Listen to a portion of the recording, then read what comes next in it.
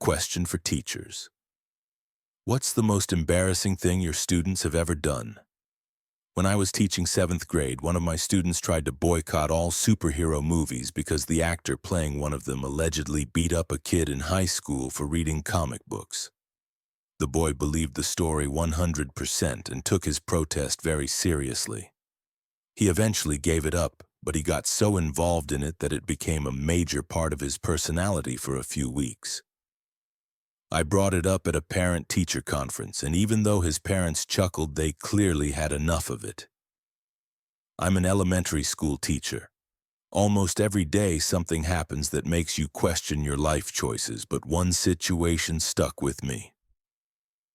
A few years ago, during art class, I told the kids to spread out so everyone had room to paint. One of my politest students decided to sit alone at a big table in the corner. Nothing strange about that. Until halfway through the lesson, my assistant started giving me worried looks. I went over to the table and started wondering why one of his thumbs looked purple. It took me a moment to realize his real hands were elsewhere, and what I was seeing was one finger covered in purple paint furiously massaging, how should I put this, a third thumb sticking out of a hole in his pants. As soon as the boy saw me, he panicked and quickly hid his equipment. Because of my position, I felt obligated to report it. The next day, I was interviewed by the local police and told them everything. The boy became infamous, and I bet he'll never forget what happened. I caught him red-handed, literally. It's just a shame I still have purple smudges under the desk where he sat. One of my second-year students used to call our professor Daddy all the time. At our school, we had a kid who was obsessed with The Simpsons. He had tons of merch and clothes with the characters and often wore them if it didn't break the dress code. He would get very angry if someone insulted his favorite show. He did a lot of weird stuff over the years, but the most memorable moment was when he got caught watching Simpsons porn in the school library. I taught the senior grades in high school for years. One time, a physically disabled girl joined my class. Mentally, she was completely on par with her peers, but her parents were so protective and spoiled her so much that she was incredibly naive. She also had a slightly deformed face, which made her shy. One day I overheard her talking to her friends about her new boyfriend whom she met online. I thought it might be a good experience for her. That same week, another teacher corrected my optimism. Apparently, during her class, the girl also talked about her online boyfriend, but this time she said his name was Zin and that he was in a band. My colleague said, "Oh, like that guy from One Direction." And the girl very seriously replied, "It is Zayn Malik from One Direction." The teacher tried to explain that it was unlikely she was chatting with the real Zayn Malik, but the girl insisted, even comparing the dates and times of concerts to their chat logs. It turned out she had given this guy a lot of personal information, which alarmed my colleague. Since she was obligated to report such things, she called in the school counselor and the girl's parents for a meeting. During that meeting, the girl realized she'd been catfished. I felt awful for her.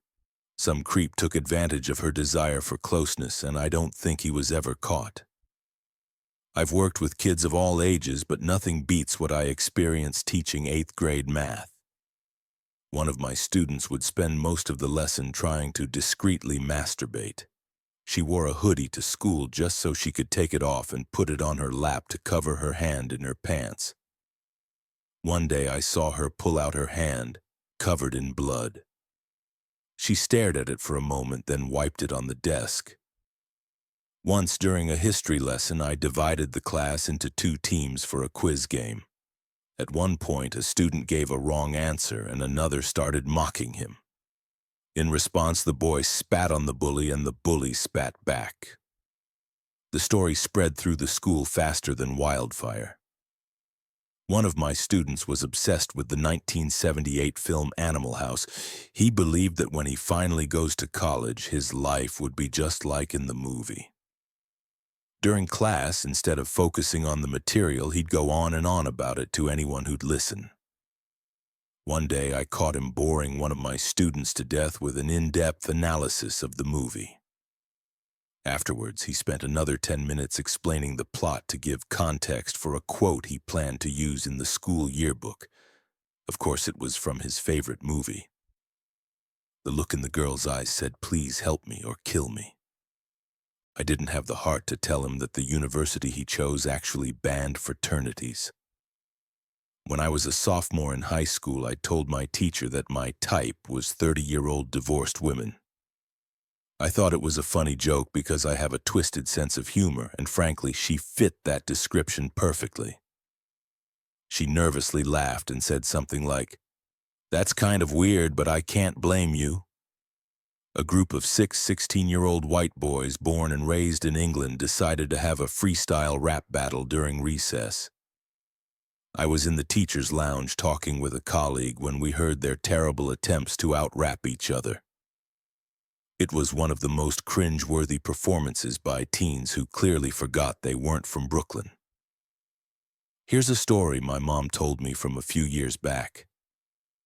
During prom season, a desperate student was looking for a date. He was a sweet kid, but socially awkward and didn't understand why girls would get mad when he ran up to them in the hallway with flowers and a gift, asking them to prom. It would have just blown over. Except someone found out he had a list of girls he planned to ask, ranked in order. Naturally, his dream girl was at the top, with a few X's sprinkled in. When a girl said no, he'd just cross her off and move on to the next one. It lasted for about a week until someone finally said yes, a quiet, sweet girl who couldn't stand seeing him rejected over and over. It all ended well, but the whole process was so awkward it still makes me cringe. Years ago, I saw a kid stick his finger deep into his pants, scratch his butt, then start biting his fingernails on that same hand. One girl wore a furry tail to a school dance. I think I spend too much time online because I was the only one who thought it was cringe. Please tell me I'm not crazy.